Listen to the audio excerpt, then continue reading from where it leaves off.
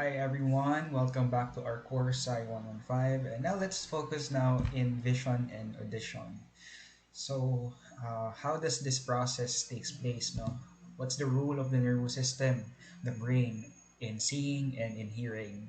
Let's focus on vision, the sense of seeing or vision. This is through the visible light or the energy.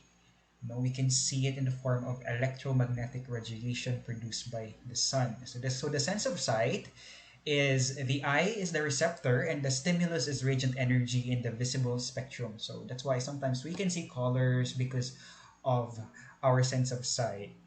The occipital lobe is the one that is responsible and involved on this sense of seeing or vision. So the human vision responds to the visible light portion of the electromagnetic radiation spectrum. So the electromagnetic radiation can be described in terms of waves or as the movement of large numbers of particles known as photons. There are actually features of light as a stimuli. How does this yung mga processes niya, ano yung mga nagagawa ng visible light? Absorption, this is the ability of light to retain something rather than reflect or transmit it to other location. Reflection naman, the bending back of light towards its source, Like for example, in mirror, it can bend light if it is being deflected, in a mirror. Kapag meron kang flashlight, then tinapat mo siya sa mirror, it will bend back. Refraction naman is the deflection or changing of direction of light at the boundary such as the between air and water. So it can also deflect, or it can also change its direction. That is refraction. Okay, the human eye is roughly a sphere with a diameter of about 24 mm. Yun yung size ng human eye. Just under 1 inch, and individual variations are very small, no more than 1 or 2 mm. So for newborns, they have the size of an eye of 16 to 17 mm in diameter and attain nearly their adult size by the age of 3. Okay, here are some of the important parts of the human eye. The orbit. This is the bony opening in the skull that houses the eyeball. Sclera is the white outer covering of the eye. Cornea is the transparent outer layer of the eye. Aqueous humor is the fluid located in the anterior chamber that nourishes the cornea and the lens. The pupil, is the opening in front of the eye controlled by the iris. The iris is the circular muscle in front of the eye that controls the opening of the pupil. So, familiar naman siguro yung pupil and iris sa inyo, back in your grade school days. Lens, this is the clear structure behind the pupil and iris that focuses light on the retina. Accommodation is the ability of the lens to change shape to adjust to the distance of the visual stimulus. So, may capacity yung human eye mag-change yung lens, yung 'di ba yung wideness tsaka yung pagiging tawag niyan, yung wideness tsaka yung pagiging malapit, yung size ng lens natin depende sa tinitingnan natin na visual stimuli. So yun yung accommodation. It adjust depende kung gaano kalayo yung fino-focus ng mata mo at gaano kalapit. So magche-change yung size, through accommodation. Here are the summary of the analytical features of the visual system.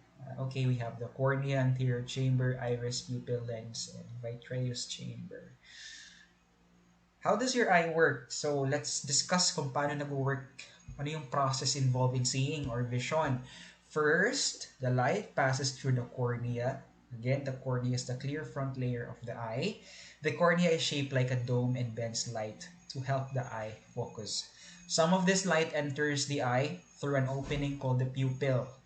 Then the iris, the colored part of the eye, controls how much light the pupil lets in.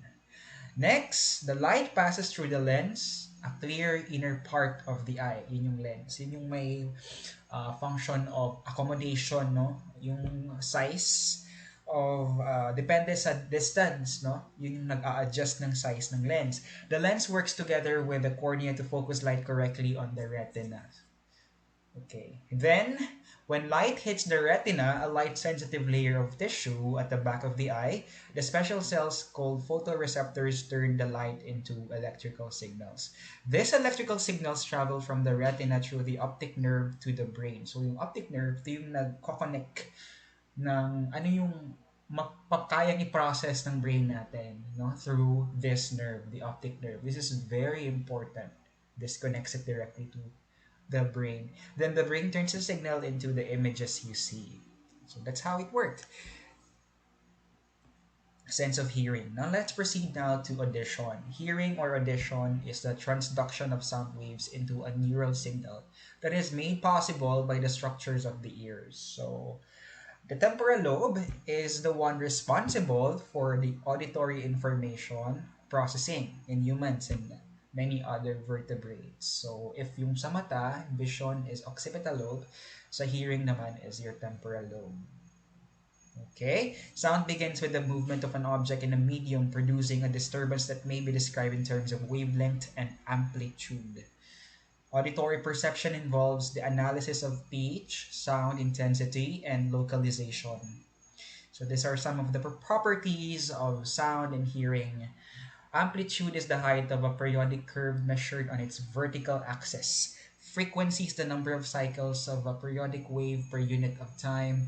Indicates the wavelength, and the wavelength is usually correspond to the perceived pitch of a sound. Long wavelengths are perceived as having low pitch, whereas short wavelengths produce sounds with a higher pitch. Okay, there's also called or term decibel, a unit used to express the difference in intensity between two sounds, that it is equal to 20 times the common logarithm of the ratio of the two levels. May threshold naman tayong tinatawag, threshold for hearing. Ito yung pinaka-least intense sound a human can hear is set of 0 decibel. This is roughly equivalent to the sound made by a mosquito flying 3 meters away from you. Di ba yung zzz, yung ganun, di ba? So yun yung ano, ito yung threshold na tinatawag. Yung amount of intensity of sound na kayang marinig, no, ng mga tenga natin. The anatomy of the auditory system. Also, we have the outer ear, the middle ear, and the inner ear. The outer ear consists of the structures visible outside the body, like the pinna and the auditory canal. No, the pinna collects and focuses sounds just like a funnel. It plays important role in locating the source of the sound. No, so yun yung function ng pinna. It's very important. And the middle ear is the tympanic membrane or eardrum forms the boundary between the outer ear and middle ear. Later on, I will show you the picture paano yung structure yung parts ng ear natin. So ito, no, makikita nyo naman dito. There is the pinna here, my auditory cortex.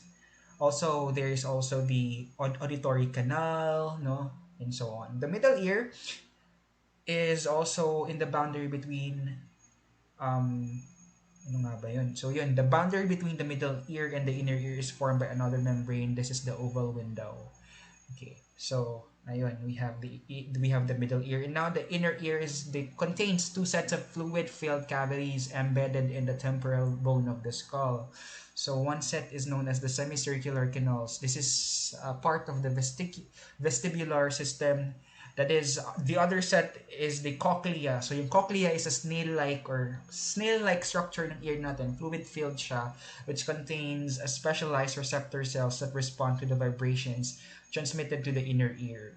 So yung size niya is about 32 mm long and 2 mm in diameter. So almost the size of a pea. Here are the parts of the ear. You have the pinna, the visible part of the ear. Auditory canal, tube-shaped structure of the outer ear. The oval window, membrane that forms boundary between the middle and the inner ear. Ossicles, the bones of the middle ear. Malleus, the first of the three ossicles in the middle ear. We have also the incus, the middle of the three ossicles. Stapes, the innermost of the three ossicles of the middle ear.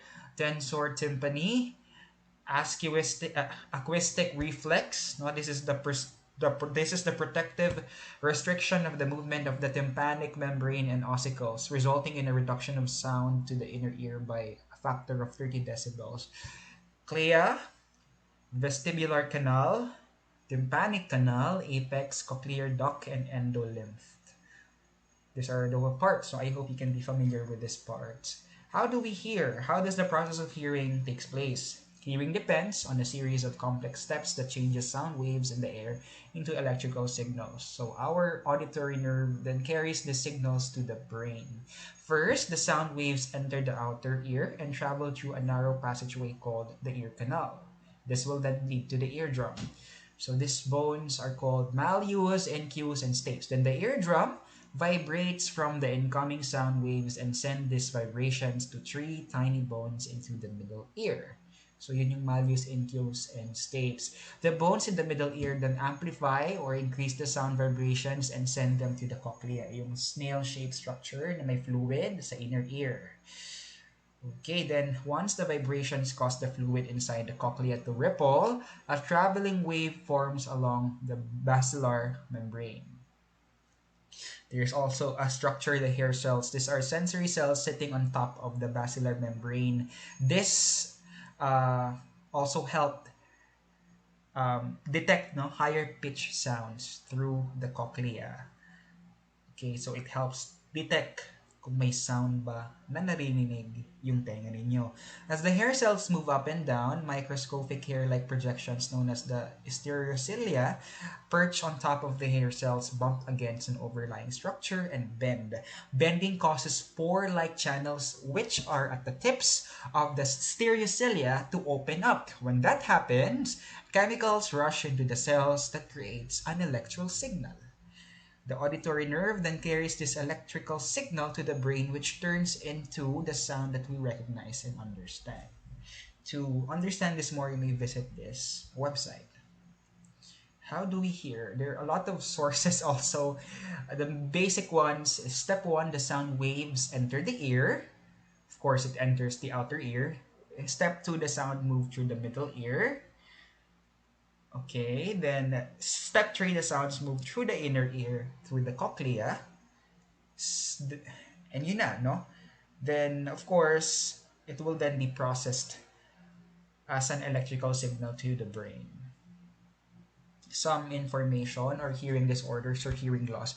Age-related hearing loss results from a variety of factors that includes poor circulation to the inner ear or the cumulative effects of the lifetime exposure to the loud noise. After the age of 30, most people cannot hear frequencies above 15,000 hertz. After the age of 50, most people can hear sounds above 12,000 hertz. And people over 70 have difficulty with hearing sounds over 6,000 hertz because the speech normally ranges up to 8,000 hertz. Many elderly people begin to have difficulty understanding the speech of others. So kapag may mga lola kayo or may mga lolo kayo, medyo malakas na yung mga boses nila kasi hindi na nila masyado naririnig, no? On the normal frequency yung boses ng person. Kaya medyo lumalakas yung boses nila. Gaya ng lola ko, no? So, malakas yung boses nila kasi yun nga, yung pandinig nila, medyo hindi na sila nakakarinig. No? As normal as a person na bata pa. Hearing loss also occurs due to the damage to the inner ear, the auditory pathways, or the auditory cortex. No? Medications such as quinine and antibiotics can also, help people with hearing loss. Okay, these are the summary of the important structures related to audition. I hope you can get yourself acquainted and familiar with this. That is the end of my lesson. I hope you've learned something on audition and vision. Thank you so much for listening, and goodbye.